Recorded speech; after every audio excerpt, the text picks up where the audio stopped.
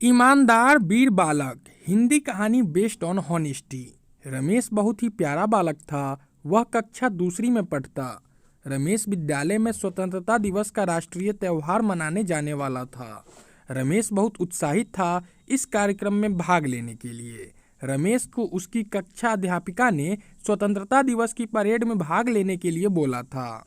उसके हर्ष का कोई ठिकाना नहीं था। वह खुशी खुशी इस कार्यक्रम में शामिल होने के लिए तैयारियां करने लगा। स्वतंत्रता दिवस की होने वाली परेड में सभी साथियों के साथ पूर्व अभ्यास निरंतर करता रहा और अत्यंत उत्साह में भरा हुआ था। परेड वाले दिन जब वह स्कूल के लिए तैयार होने लगा तो रमेश ने अपने दादाजी को खोजा।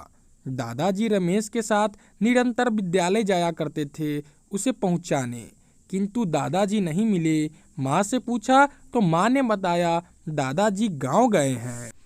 वहाँ दादी की तबीयत खराब है और हॉस्पिटल में है। पिताजी भी गए हुए हैं। अब मैं तुम्हें स्कूल पहुंचाकर गांव निकलूंगी। रमेश ने यह बात सुनी तो बहुत दुखी हुआ और वह स्वयं भी दादी के पास जाने के लिए जिद करने लगा।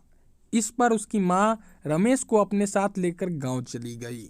जब वह कुछ दिन बाद विद्यालय पहुंचा, वहां प्रधानाचार्य ने उन सभी बालकों को बुलाया जिन्होंने परेड में भाग नहीं लिया था।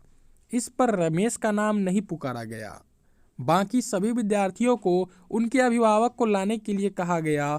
रमेश ने सोचा कि मेरा नाम प्रधानाचार्य ने नहीं बोला, लगता है वह भूल गए होंगे। रमेश प्रधानाचार्य के ऑफिस में गया और उसने प्रधानाचार्य से कहा कि मैं भी उस दिन परेड में नहीं आया था, मगर आपने मेरा नाम नहीं लिया। क्या मुझे भी अपने माता पिता को बुलाकर लाना है?